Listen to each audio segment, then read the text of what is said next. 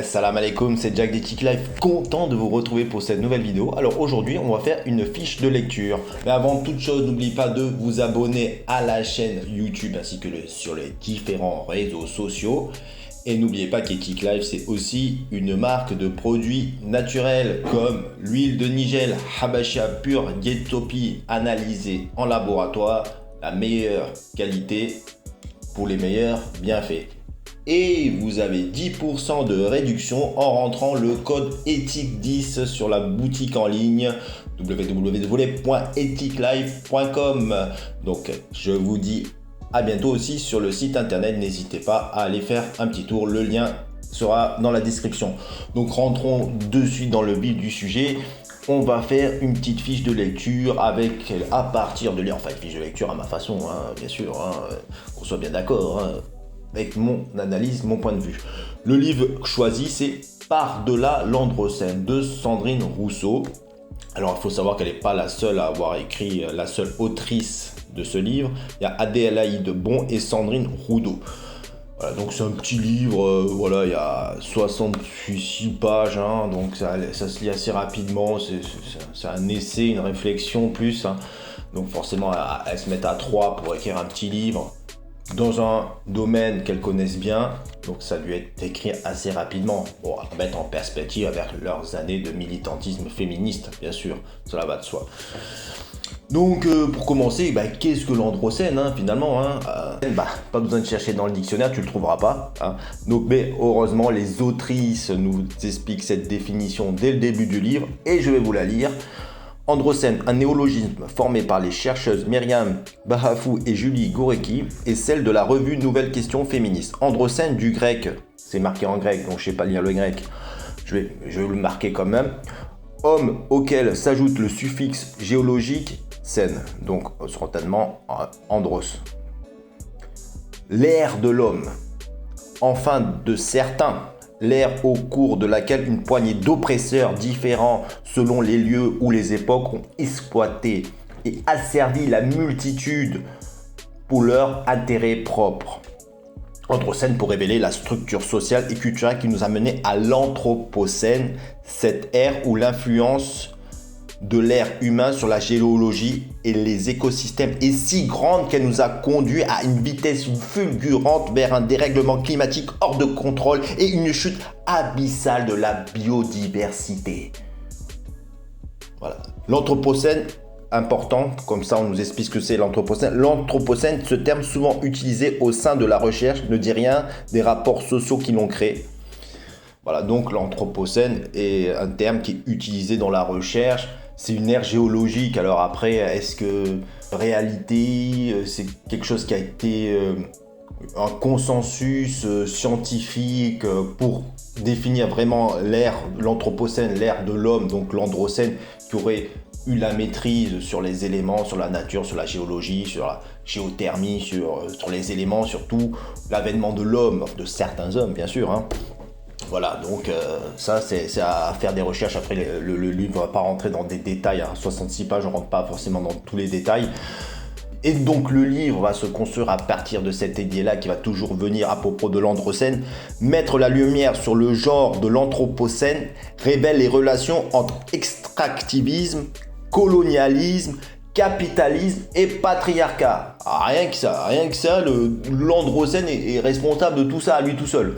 C'est cet homme qui serait plutôt comme ça, je pense, qui au fur et à mesure a des fois été aussi comme ça, pour être aussi cela, voilà. Moi, quand on me dit l'Androcène, j'imagine un peu un homme comme ça, quoi. Un homme, bien forcément, le mâle, vraiment, le genre mâle, vraiment. Donc, forcément, avec tous les problèmes qu'a engendré l'Androcène, et tout ce qu'on essaie de résoudre actuellement, la réduction de CO2, tout ça, tant qu'à faire, elles se sont dit, coupons le problème à la racine, allons droit au but. Qui est le problème?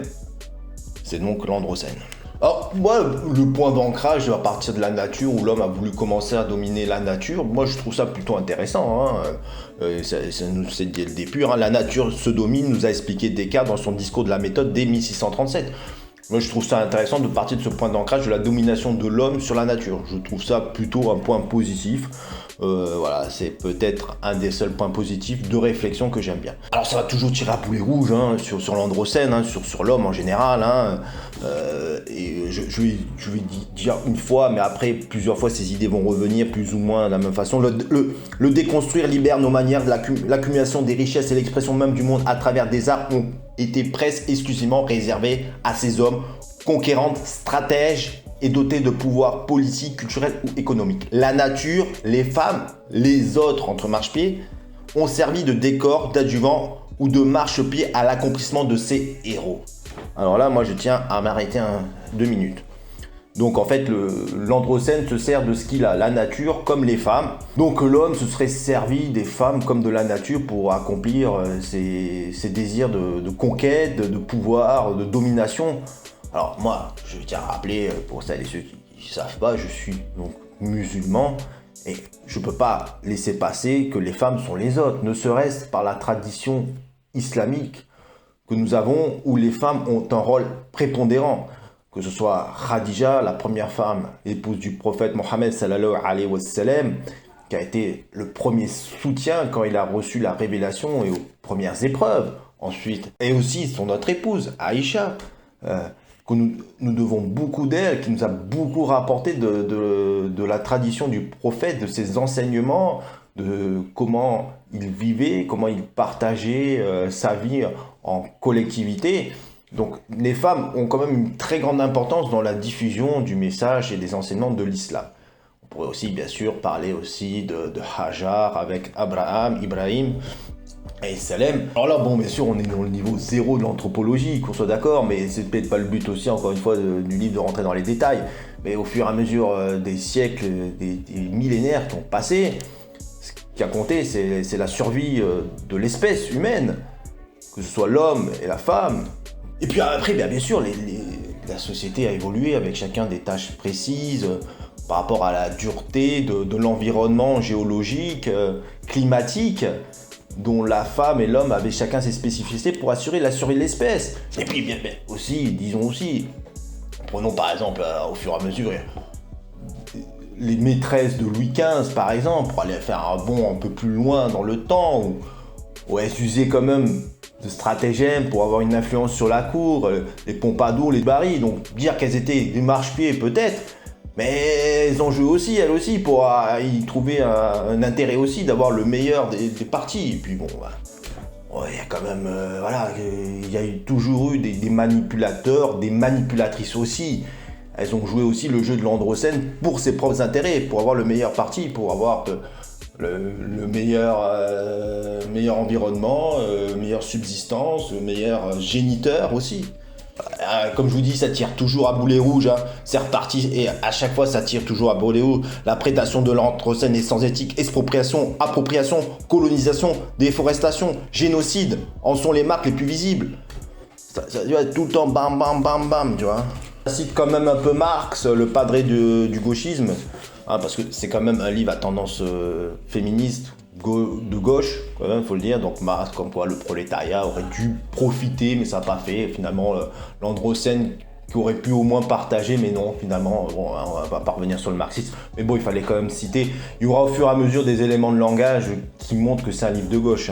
Alors ça nous cite, ça a aussi des références du féminisme, hein, comme Françoise Héritier, hein, qu'elle nous dit que le mépris multiscalaire du masculin pour le féminin vient de la volonté des hommes incapables d'enfanter, de contrôler la reproduction. Et là, c'est là, après réflexion des féministes, là, qu'elle nous dit « Ce mépris est une construction sociale appuyée sur l'hétéronormativité fort commode. En favorisant et en normalisant l'hétérosexualité, on distingue les deux sexes politiques, sociaux, comme le dirait Monique Wittig. » Mais attendez, là quand même on est d'accord. Ce qu'elle nous dit, c'est qu'en fait, l'hétérosexualité a été donc une norme qui a été construite au fur et à mesure, mais ne serait pas la nature innée des humains. En fait, on ne serait pas hétérosexuel, c'est une construction sociale, l'hétérosexualité. Normalement, on devrait choisir, toi t'es homo, soit t'es hétéro, comme tu veux, des fois tu deviens homme, des fois tu deviens femme. Et donc on est encore dans un mixte féministe, LGBT, de gauche, multiculturalisme, Voilà, donc l'indigénisme, tout y va, puisqu'on nous a cité que l'Androcène était coupable du colonialisme, tout ça et tout. On voit bien où va le livre, et c'est dès le départ, hein, donc ça y va de suite, quoi. Moi, je suis désolé, mais il n'y a plus de biologie, il n'y a plus de XX, XY dès le départ, quoi. C'est ça, c'est fini, quoi. Alors, moi qui pensais que l'homme qui définissait l'Androcène était plutôt l'hétéro blanc...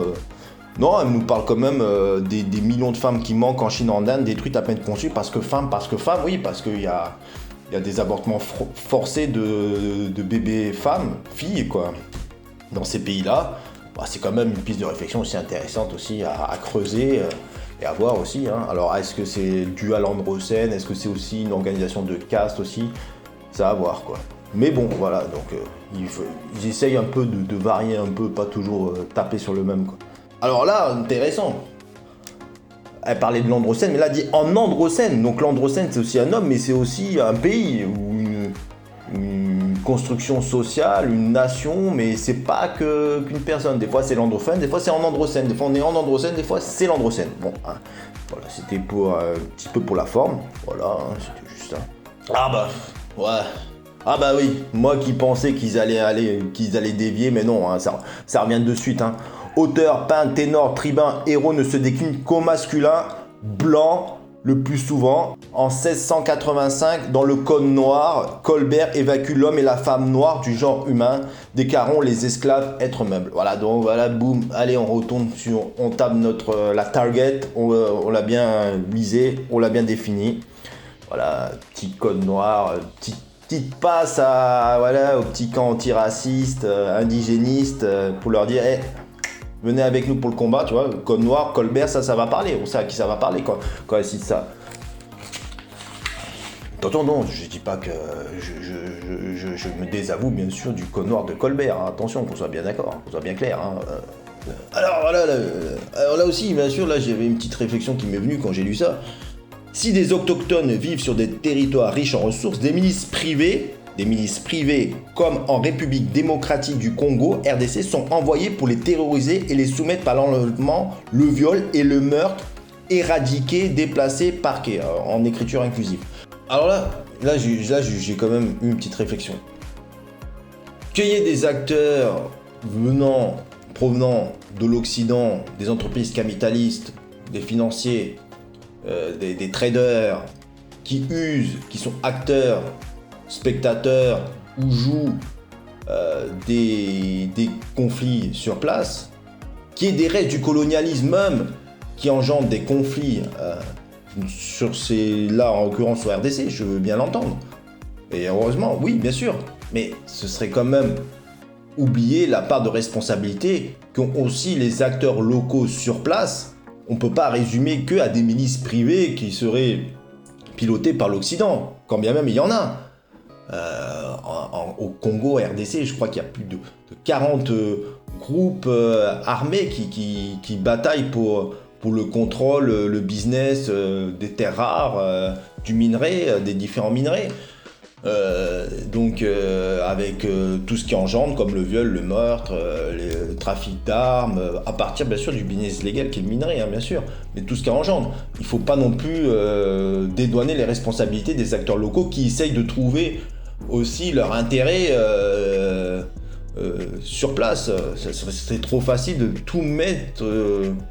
On ne peut pas toujours se dédouaner de sa propre responsabilité. Que toi aussi, tu as voulu y trouver un intérêt, souvent financier, et de pouvoir, voilà, en l'occurrence les milices sur place, pour aussi parler du trafic des déchets que les mafias italiennes envoient sur les côtes somaliennes, avec aussi l'accord de seigneurs de guerre en Somalie. C'est des androcènes qui dealent entre eux, quoi. Nous, on vous refourgue vos déchets, entre deux, on vous refourgue des armes et de l'argent.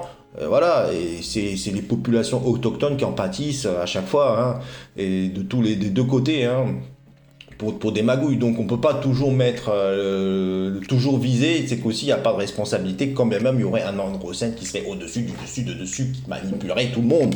Alors aussi, alors un thème qui est aussi cher aux néo-éco-féministes actuels est la chasse aux sorcières qu'il y a eu au Moyen-Âge. Et forcément, le livre L'Androcène en fait part. Alors pour cela, elle nous cite un extrait de Silvia Federici, une autrice féministe américaine, dans Caliban et la sorcière. Donc c'est le livre de Silvia Federici. Je cite, « Une chasse aux femmes profondément liée à l'émergence d'une vision viriliste et androcentrée du monde où la nature vivante, sacrée, soignante est devenue profit, ressource, revenu. Pendant 3 siècles, des centaines de milliers de femmes ont été emprisonnées, torturées, dépossédées, se sont vues confisquer terres et biens. » Alors, ce récit que fait cette autrice concernant cette chasse aux sorcières au Moyen-Âge a fait quand même l'objet d'études critiques, tant par les données factuelles qu'elle essaye de donner, tant là aussi du combat de ces sorcières qui seraient donc des résistantes au patriarcat, des passionnats de leur époque, contre la gente masculine qui les oppressait, persécutait. Donc comme cela a fait quand même l'objet de débunkage et dernièrement aussi parce qu'il y a eu une vidéo où elle faisait une conférence, Sandrine Rousseau, en parlant encore des sorcières. Et certains ont mis en exergue ce qu'elle disait qui était factuellement faux. Donc il y aura d'ailleurs un lien en dessous de toute une étude critique. Elle sera un peu longue à lire, mais au moins vous verrez qu'il y a des preuves, même si vous ne les lisez pas. Alors c'est vrai que cette vidéo, elle peut passer inaperçue de Sandrine Rousseau des sorcières, parce que c'est entre le barbecue viriliste et le travail et une valeur de la droite. Donc forcément, l'histoire des sorcières, elle peut passer à la trappe. Cette chasse aux sorcières, quand bien même elle a eu lieu, elle doit être quand même nuancée, contextualisée, et elle n'a pas du tout la visée de patriarcat qu'on voudrait lui donner. Et puis aussi, il faut comprendre aussi peut-être qu'à l'époque, si on chassait des sorciers et des sorcières, c'est que ces derniers et dernières s'adonnaient à des sortilèges avec de l'aide de djinns qui causaient des troubles dans la cité, je sais pas, et les rois de l'époque ont voulu trouver des moyens. Alors bon, peut-être que les brûlés étaient peut-être une méthode un peu forte, quoique pas tout le temps brûler parce que le bûcher coûtait cher, ils préféraient faire à manger avec un bûcher plutôt que brûler des femmes et des hommes sorciers. Enfin bref, il y a une étude critique sur cela, je vous invite à voir. Alors moi, il y a la question que je me pose, c'est Sandrine Rousseau et les autres ne pouvaient pas ignorer que l'autrice féministe qu'elles ont citée et son livre Caliban la sorcière a depuis fait l'objet d'études critiques, a été débunké. Soit elles feignent de ne pas savoir, soit elles veulent imposer la vérité des sorcières, qui est celle-là, et point d'autre. Comme on veut imposer par exemple l'idée que maintenant l'homme et la femme est une construction sociale culturelle, qu'il n'y a plus de différence biologique entre un homme et une femme, petit lapsus. Et on veut que cette idée-là fasse le consensus et que soit imposée dans le débat public, dans le débat des idées et dans l'idéologie diffusée aux plus jeunes. D'ailleurs, ça prend son chemin puisqu'il y a de plus en plus de jeunes et ça va aller crescendo qui pensent que l'homme et la femme n'a pas de différence biologique et c'est qu'une construction identitaire. Il y en aura de plus en plus. On peut le voir, surtout dans les métropoles. Quand bien même il y a eu des études scientifiques qui ont été faites pour démontrer les différences qui existent entre un homme et une femme, sur le plan psychique, biologique, physique. On peut trouver cela dans le livre Brain Sex Between Difference. C'est un livre en anglais, il n'a pas été traduit en français. Vu la thématique, je ne pense pas qu'il y en a qui vont le faire, malheureusement. Mais je vous mets un petit lien que vous pouvez commander sur Amazon. Vous pourrez le lire en anglais. Donc il y a quand même des études qui ont été faites pour montrer qu'il y avait des différences. Alors leur société idéale de ces féministes intervient assez rapidement dans le livre aussi. Ce serait une société matriarcale. Elle nous cite les Iroquois d'Amérique du Nord, des villages autosuffisants, autonomes, égalitaires. Alors Iroquois d'Amérique du Nord, alors là aussi on est un peu dans une précision. Alors quelle époque on prend de ces Iroquois comme période de référence? Est-ce que c'est les Iroquois actuels aux États-Unis? Est-ce qu'ils existent encore? Je ne sais pas. Peut-être qu'elle pourrait y aller, nos amis féministes, accompagnées de Megan Rapinoe, la footballeuse, et Hélène DeGeneres, la présentatrice américaine, dans ce village iroquois, si c'est le village tant désiré par les féministes. Voilà. Moi, de ce que j'ai un peu lu sur les Iroquois, c'était donc une société qui s'organisait pour la survie du groupe. C'était ça qui primait, avec des tâches bien définies pour l'homme et la femme. Il y avait une distinction entre un homme et une femme déjà, c'est pas la même chose, ils ne pouvaient pas faire la même chose, tout était bien défini. Alors, une époque où Sandrine Rousseau voudrait un délit de non-partage des tâches ménagères, bon, bah, attention, je dis pas qu'il faut pas partager les tâches ménagères, au contraire, maintenant de nos jours il le faut. Et il y en a beaucoup d'hommes qui le font, plus qu'on le croit d'ailleurs, je pense. Euh, est-ce qu'une femme aussi attend qu'un homme passe du plumard, enlever la poussière? Je pense qu'elle attend aussi autre chose d'un homme que de partager les tâches ménagères, qu'on ait quand même une utilité un peu, même si c'est vrai qu'on ne va plus couper du bois, mais qui sait, avec les coupures d'électricité cet hiver, on peut-être que l'homme va retrouver du poil de la bête. Alors, moi honnêtement, les Iroquois d'Amérique, je m'en suis jamais vraiment très intéressé.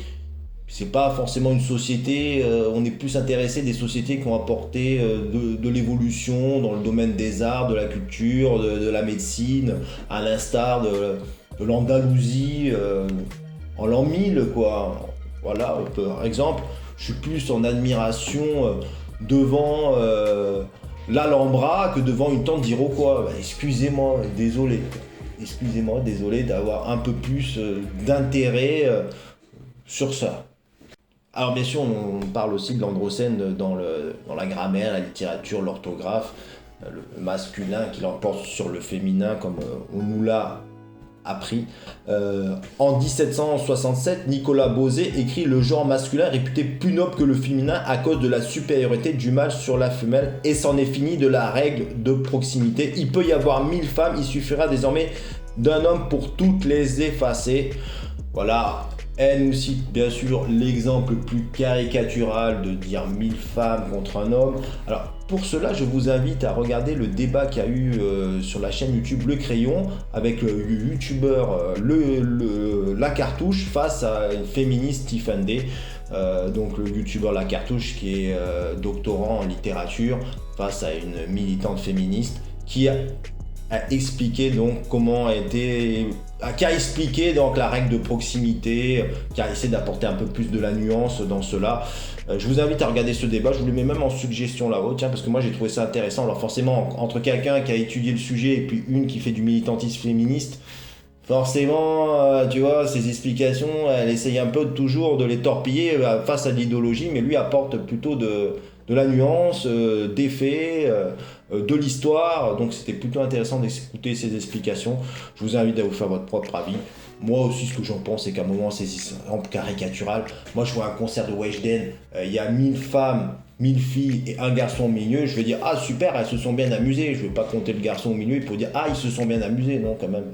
Je pense que là, sur ce côté-là, dans le langage usuel, plus ou moins, on le dit, quoi. Mais il y a une raison de cet accord de proximité. Elle nous cite en plus une époque 1767 où la majorité des gens ne parlaient même pas français en France. Beaucoup parlaient la langue régionale encore. Les Basques, les Bretons, les Niçois. Nice n'était même pas français d'ailleurs. Alors le livre nous parle de la mort de Rémi Fraisse, des victimes de violences policières. Cette convergence des luttes tant désirée, est-ce que réellement désirée? Ce mariage d'opportunisme, de raison? Moi, je ne suis pas vraiment sûr que ça fonctionnera, ce mélange des genres. On a bien vu, bon, je parle pas de même Fabien Roussel qui s'est auto-exclu tant il est allé loin dans l'outrecuidance, dans l'outrance contre les thèmes qui sont devenus chers à la gauche, qui se sont imposés dans le débat de la gauche, auquel cas il ne faut pas déroger. On voit bien que François Ruffin est aussi sur la ligne, il suffirait de pas grand-chose pour que lui aussi il tombe de l'autre côté.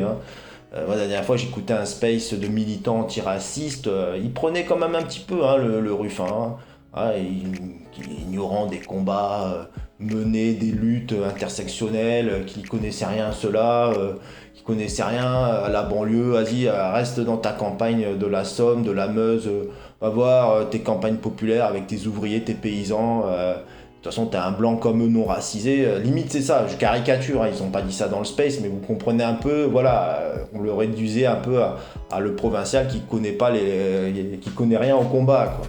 Voilà, il y aurait donc, on veut aussi imposer qu'un type de combat, et les ouvriers des provinces, vu que maintenant ils sont partis dans le RN, ça sert à rien, c'est-à-dire soit tu vas avec eux, soit maintenant la gauche, on va faire comme on veut nous, quoi. C'est ce que j'ai compris. Après, moi, je suis pas dans les milieux militants, je peux pas le dire, mais bon, on voit bien quand même que le cas Ruffin fait aussi un peu débat. Donc ce mariage, je suis pas vraiment sûr. Ouais. Il y aura un moment ou un autre, dans tous ces groupes, un groupe de plus va s'imposer. Alors est-ce que ce sera les LGBT, est-ce que ce sera les féministes, est-ce que ce sera les anti-racistes, est-ce que ce sera les indigénistes? Je pense que ça finira par un divorce. Alors bon, là ici on essaye de nous faire des liens. Je ne sais pas s'il y a une réalité sociologique, mais pour résumer, en fait, dans cette course à la richesse, à l'argent, les discours xénophobes l'apportent faute de personnes qui ne réussissent pas. Et cette peur du déclassement fait que beaucoup vont dans le camp nationaliste, faute aussi que les politiques n'ont pas pu secourir à temps ces personnes. Donc en fait, t'es pauvre, tu deviens nationaliste, quoi. Grosso modo, t'as pas eu l'argent, bah mince, tu essayes de donner un sens à ta vie, et bah tu te dis, bah ouais, bah je suis français, tiens, c'est une bonne idée, tiens. Voilà, bon, moi, comme je vous dis, je ne sais pas s'il y a une réalité. Moi, je suis plusieurs origines, plus une religion différente. Donc, vous comprenez, moi, je suis italo-mauricien, converti à l'islam. Donc, ça fait beaucoup de mélange. Alors, je suis bien sûr français parce que j'ai grandi ici, je suis de culture. Alors, il y a aussi cette formule des 3 I que je ne connaissais pas, qu'on appelle Juliet Cagé. Immigration, islam, identité se répandent sur certaines chaînes d'infos en continu. Ça, c'est vrai qu'on nous parle souvent beaucoup de l'islam toujours pour faire diversion, alors qu'on est dans une crise énergétique. C'est vrai que des fois, on pourrait un peu laisser l'islam de côté, ça, je suis d'accord. Mais quand nos féministes en parlent, c'est toujours pour nous ramener à leur cause. Regarde, on se sent appartenir à une communauté où on se trouve des ennemis et des boucs émissaires. L'étranger, la femme, celles et ceux qui n'ont pas la même couleur de peau, la même sexualité, la même religion, le même quartier. En androcène, on construit nos sociétés sur le dos d'autrui. C'est commode. Encore une fois, voilà, elle considère que nous sommes dans le même combat, les femmes, l'étranger et ceux qui ont différentes religions. Alors elles ne peuvent pas ignorer dans leur combat qu'elles veulent embarquer, d'après ce que j'ai lu, l'étranger et celui qui a une autre religion sont souvent des sociétés patriarcales. Alors à mon avis, au lieu de les attaquer de front, et vu qu'elles préfèrent dire venez avec nous, et puis bon, vous changerez de vous-même. Hein, je pense. Ou bien elle se dit c'est peut-être pas votre faute dans vos pays d'origine, si vous étiez une société patriarcale, c'est à cause de l'androcène blanc qui est venu vous imposer le patriarcat. Peut-être, je sais pas. Alors voilà, encore une fois, un passage qui est assez intéressant, qui vient un peu plus vers la fin maintenant, mais on revient toujours dans le même mécanisme. Comment croire en la politique quand le corps politique est majoritairement blanc, masculin, bourgeois et hétéronormé? La politique doit être féministe, lesbienne, gay, queer et trans. Elle doit être faite de toutes les origines, de tous les corps. Donc la politique doit être, elles imposent cela, elles veulent que ce soit comme ça et rien d'autre. Donc déjà, il me semble qu'en France, il y a des homosexuels qui sont au gouvernement, qui sont députés. On en a certainement en élus locaux. On a certainement des conseillers municipaux, des conseillers régionaux, des conseillers départementaux. Donc les homosexuels ont accès à la politique comme n'importe quel citoyen en France, pour peu qu'ils s'engagent dans un parti et qu'ils s'en donnent les moyens. Et c'est pas interdit, et on en a des exemples. Mais qu'est-ce qu'elle voudrait donc? Elle voudrait quoi? Elle voudrait que... Donc dans ce cas-là, quoi? Donc, on voudrait imposer la proportionnelle par le genre, par l'identité de genre, par le groupe sexuel auquel les individus se rapportent. Maintenant c'est nouveau ça. On veut quoi? Des cheveux bleus, des cheveux roses dans l'Assemblée nationale, des personnes en tenue en cuir. On veut quoi? On veut que ce soit la Gay Pride ou même la Pride radicale, quoi. L'autre version de la Gay Pride qui a eu d'ailleurs beaucoup de monde, peut-être même plus de monde que la Gay Pride officielle. C'est ça qu'elles veulent. Puis attendez, même lors de la dernière fête de la musique, on avait des queers noirs qui dansaient sur de la house, de l'électro. Des cuirs ou je ne sais quoi. Brigitte Macron a fait ça pour son mari, pour lui faire plaisir. Il avait tous ces hommes en tenue qui se déhanchaient rien que pour le président, quoi. Même le président, quoi, vous voyez, qui aime cela. Donc, qu'est-ce que vous voulez de plus? Si la plus haute autorité va dans votre sens. Alors, peut-être qu'il ne va pas dans votre sens politique capitaliste, ça je suis d'accord, mais sur ce côté-là, on ne peut pas reprocher au président d'être libéral sur le plan des mœurs, ça c'est sûr.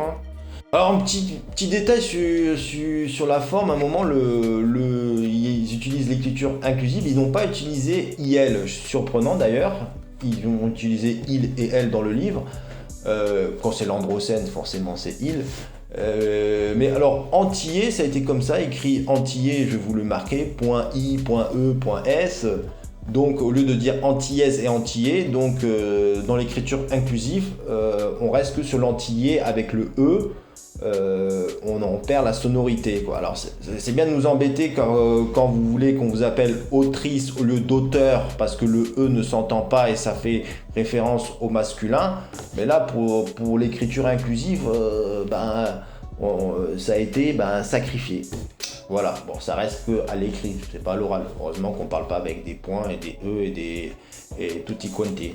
Alors, ils veulent moins de films bip, de films où il y a des hommes virils, des films de castagne. Elles veulent moins de ces films-là. Bon, il n'y a pas de souci. Je pense que demain, si tu vas demander une subvention au CNC pour faire un film avec des Yel qui viennent de banlieue et qui veulent s'émanciper, je suis sûr que tu auras une bonne subvention. Après, il faut que le film marche aussi. Ça, si en plus dans ce film-là, tu as le frère qui s'est fait tuer de violence policière, que tu as une manif intersectionnelle qui part de Saint-Denis pour aller jusqu'à Bastille, alors là, c'est génial, quoi. Là, tu as un super film.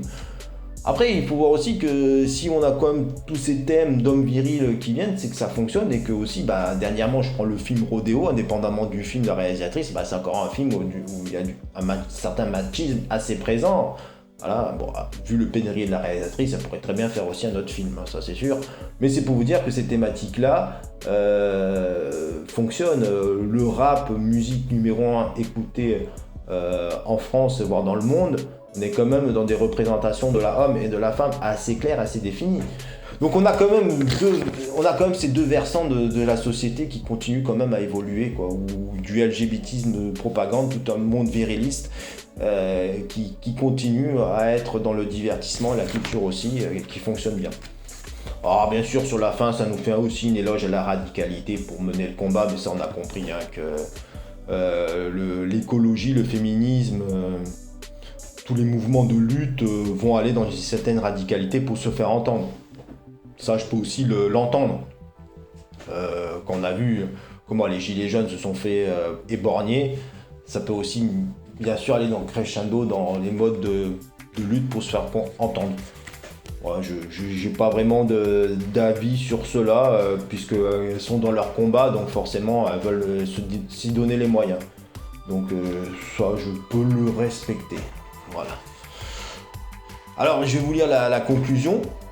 Celles et ceux qui comptent acheter le livre, vous pouvez vous abonner à la chaîne, arrêter. Puis pour ceux qui comptent pas acheter le livre, je vais vous lire la conclusion pour terminer en beauté.